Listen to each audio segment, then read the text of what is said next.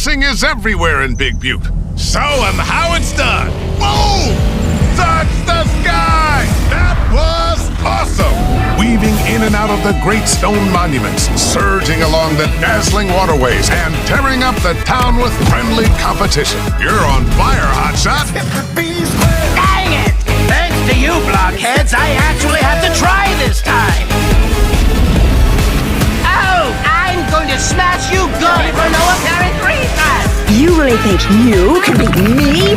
Silky smooth! The claws are coming out! Meow! I've got horsepower! Giddy up! Come on, Hotshot, let's get back out there and show the world what you can really do.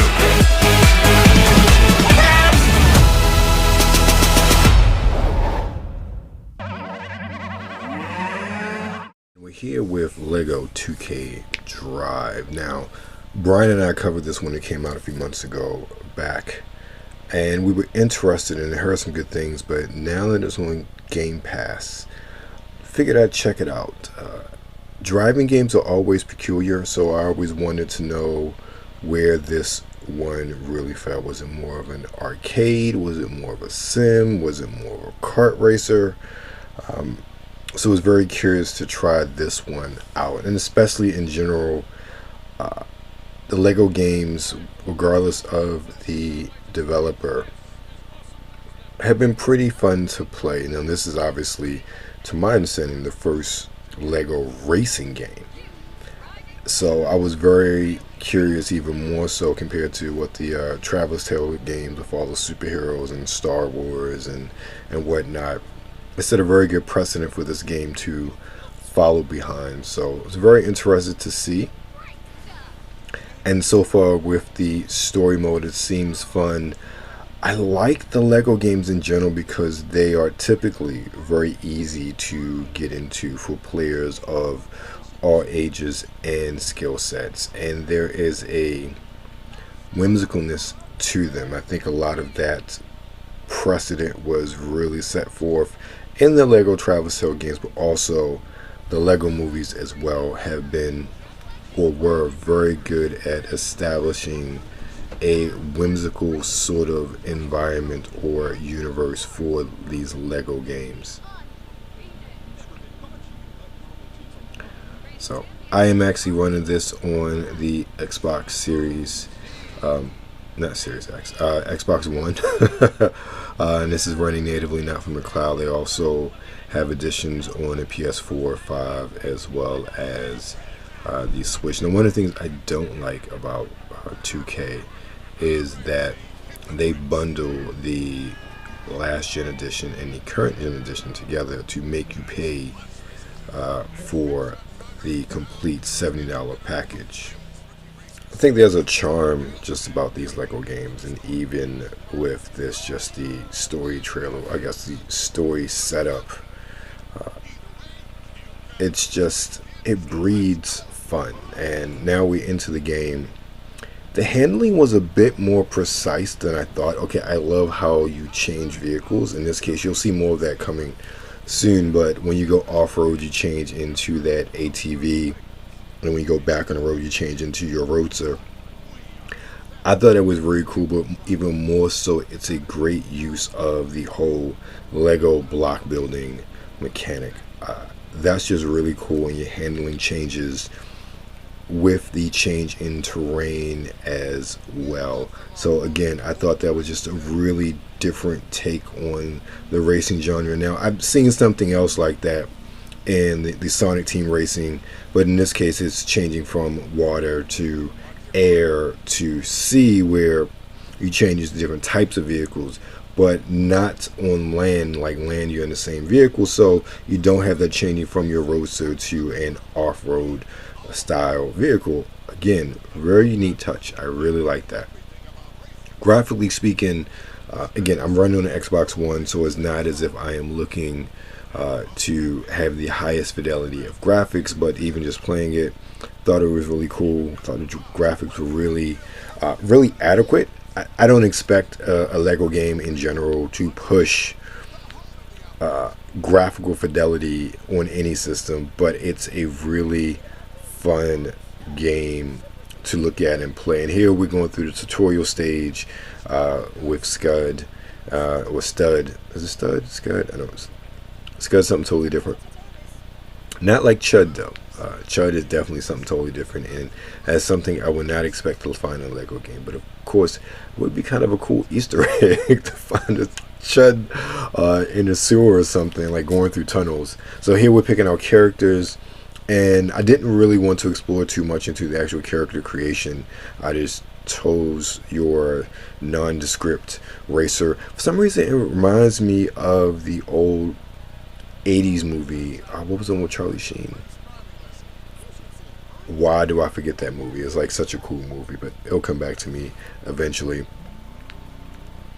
But it's just cool, and it's nondescript, and also I wouldn't have to worry about figuring out what my character looks like. Sometimes when you have a really good player creation mode, you can get just stuck into trying to tweak your character to look like you, look like somebody, or just look different in general. So I didn't want to get stuck in that. So here we're driving around and going with the different checkpoints, in this case, learning all about what to do, where to go about our town. Again, at this point, I'm starting to get a better handle on the handling of the vehicle. So that was something interesting. It's a bit more precise than, say, a kart racer. I would honestly say it reminds me of the handling in the Forza Horizon series, which is a good thing. So you have that precision somewhat, but it still has that arcadey feel. Now, doing this section, I don't know why, I was drifting like I have in previous games where you drift, and I wasn't following the directions, so I look like I'm a bit slow during this section trying to drift. It was fun, and it was just nice racing around the track. The racing itself is just really fun. No doubt about that. I think this is a game that so many people would really enjoy. It's a good cross section, because I think that the race where I've enjoyed playing the most over the past couple of years has been the Forza Horizon series, and I put a lot of time, for me, into Forza Horizon 5, in addition to playing Mario Kart 8. Those are two races that I have definitely played the most of in the past 3-4 years, and I say this is a pretty good mix of the two. As you see, my driving is absolutely horrible trying to do all of these drifts and still getting it wrong every time, not realizing I literally need to hold all the buttons down at the same time. I'm literally like giving it gas and hitting the brakes, and then I'm brakes, steering, and then hitting the gas, and not hitting them all three at the same time. See, I'm like getting flashes and moments here, but then as you go on, I really start to get it and understand, which is a really cool mechanic, just not in the way that I expected it to really handle compared to other games. Now I look like I'm just going bouncing wall to wall to wall to wall. I really look horrible driving. But nonetheless, it was still a fun tutorial to really run through, even though it took me a little while to really get the hang of it. Let's see, I'm getting the hang of it there, just drifting. I love the destruction. That is something I've always loved with the Lego games, and this one is no different. But I think this takes it to a whole different level with the destruction of the wheels, and then the world, and then again the changing of your vehicle as well. So that was pretty cool. This is just a fun open area to run around, so I like the open area nature. Again, this so much reminds me of like a Forza Horizon game with the open world. You can just race around. Now see here, we change it to a boat. This so reminds me of Hydro Thunder. It very much reminds me of that game, even how the boat controls. It's very much like Hydro Thunder. Even the Sonic series as well, Sonic Team Racing series.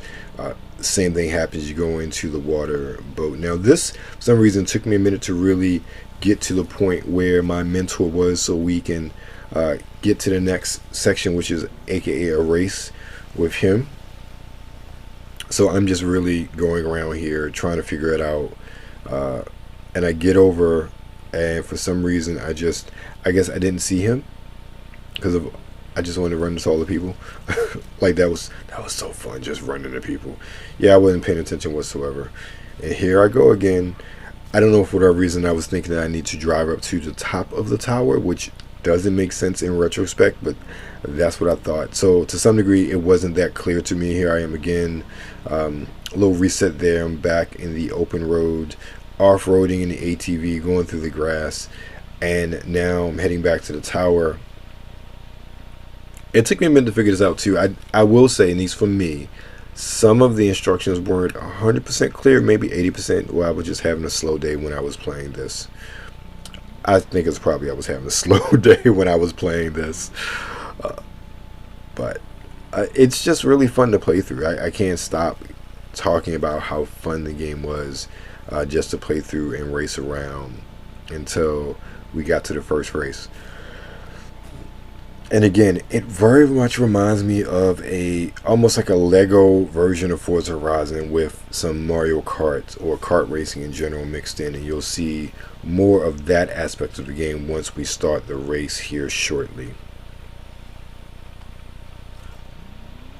Alright, let's try this again. Let's try to go and find our mentor so we can start this next segment of the game. I don't know, I feel like it was bigger than last time, so I understood a bit more. Also, you just want to race, so just stopping on a dime is not something that I really wanted to do. Alright, we finally found them. Let's stop.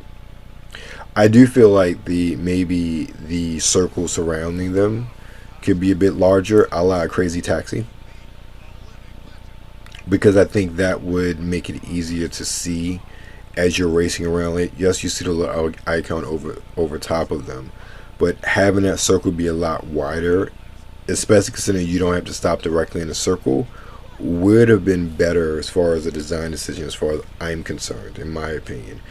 Like that starting line is pretty big, and you know where to go, and you know the area you can stop in.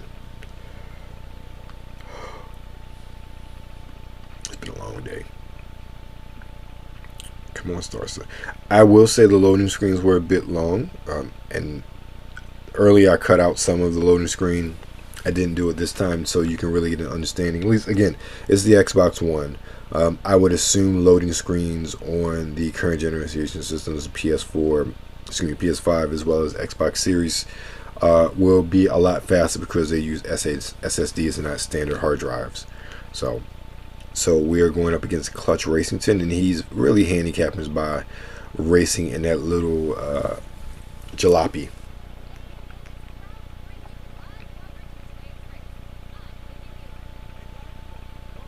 Finish line. Alright, get to the race. There's a lot of setup to show you where the course runs through. I think they can speed this section up a little bit. I don't think it's as important as the actual race. Here we go. There's Clutch. And there's me in a McLaren. Now, with this, you start in 8th place. Obviously, most racing games you start in the end or in the rear. Now, see, there you have those power-ups. Every power-up or every game where power-ups are used, it's the same, but then it's similar. So it took me a little bit to really pay attention to how the power-ups are used in this game, because it's I won't say a bit more based in reality, but I was looking or thinking maybe a bit more based in reality compared to a Mario Kart, and it really isn't.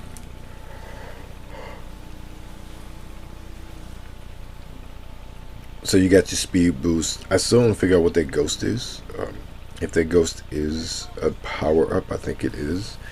Or maybe speed boost is ghost. You're ghosting someone. Makes sense, I guess. The race unto itself, I will say that I think the last racer I really played was that Disney Speedstorm. And that was pretty fun, but that's a design that's kind of a peer-to-peer mobile game first. So with that design, you tend to go through levels very quickly. And this level is, or the laps and level size altogether are a bit larger than I would have expected, especially for the feel of this game, but I do like it.